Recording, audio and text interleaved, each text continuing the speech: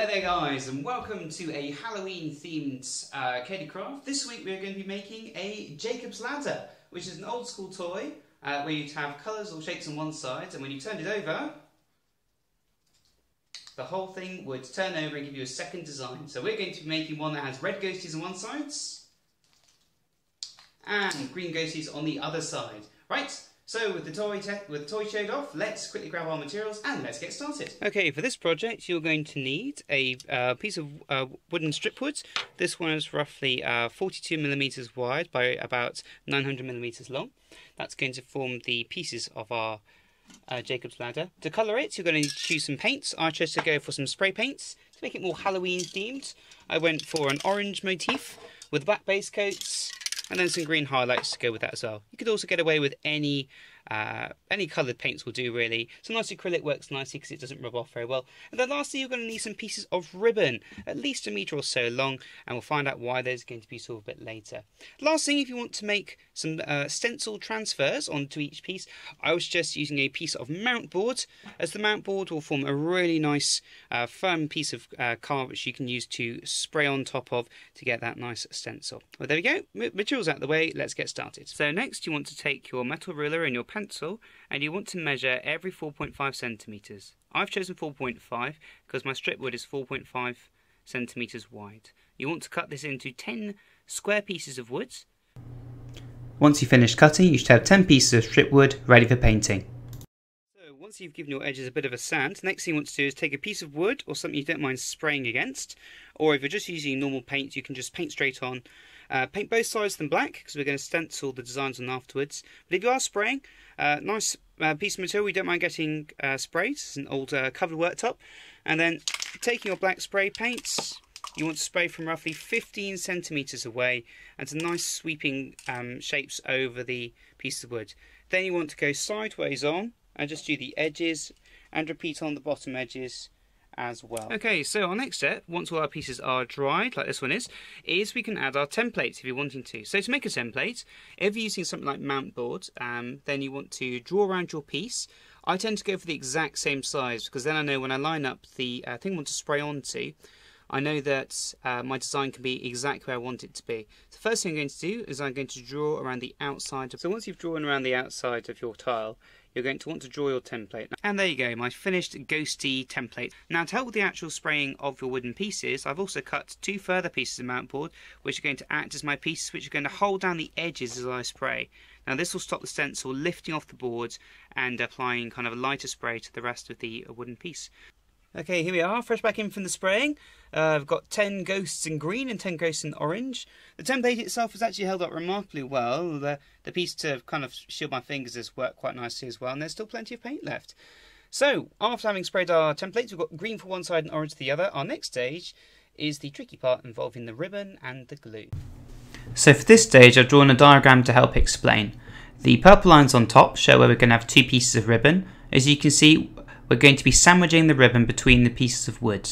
So the purples it goes over and under, over and under, over and under, and the pink lines show where the single piece of ribbon are going to go.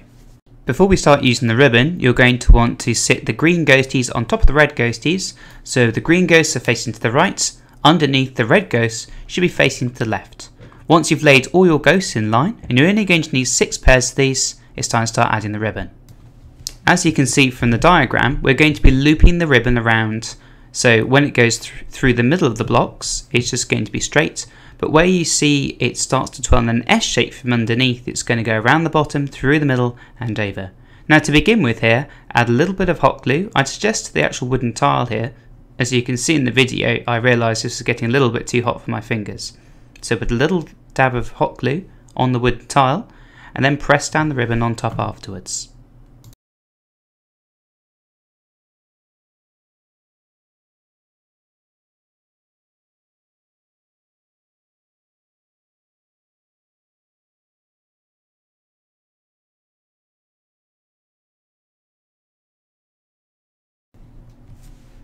Once you've done that, feed the ribbon over the top of the first block and through the middle of the second block.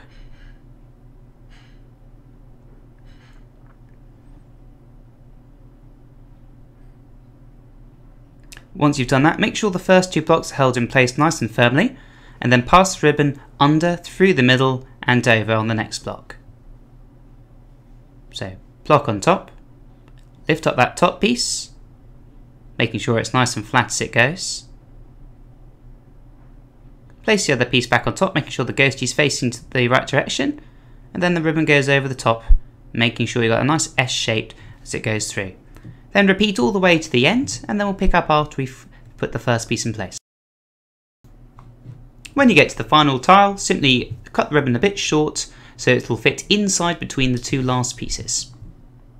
So, with the middle piece out of the way, now it's time to start adding the outside parts. So take your second piece of ribbon, and this time, rather than doing the S shape to begin with, you're going to begin with being in the middle. Then on the second piece, we're going to do the S shape on the ribbon. The reason we do this is so that when you actually turn the Jacob's Ladder over when it's completed, each piece will be held together in a different way. The important part is that the ribbon runs all the way through the Jacob's Ladder. So you can see here, twist the S around, using a couple of things to hold it in place. This can get pretty fiddly, so it's definitely worth either asking someone to help you, or as you can see here, I'm pressing down on the tiles to make sure they don't come out of line. And even if that third one does, it's not too much to worry about. So just continue with the ribbon, complete with the S shapes and the straights until you get to the end. Then, just like the other piece, tuck it in and glue it in place. As you can see here, I've now turned it around. So we've got our first part of our double layer here. Now we're going to do the second part, repeating on the bottom. So again, we're going to start underneath. We're going to go over, middle, S shape, middle, S shape, middle, and all the way through to the end there.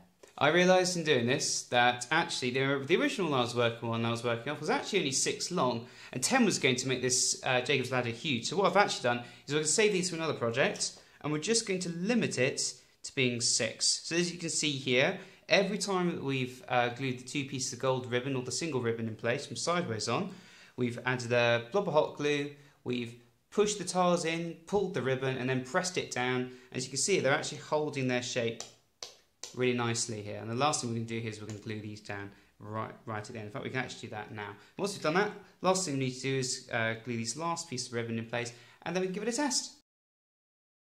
So there we have our completed Jacob's Ladder. And now the moment of truth. As you can see, there it goes. So we flip from being a green ghost, turn it over, there he goes, to being a red ghost. And there you have it, guys, one completed Jacob's Ladder.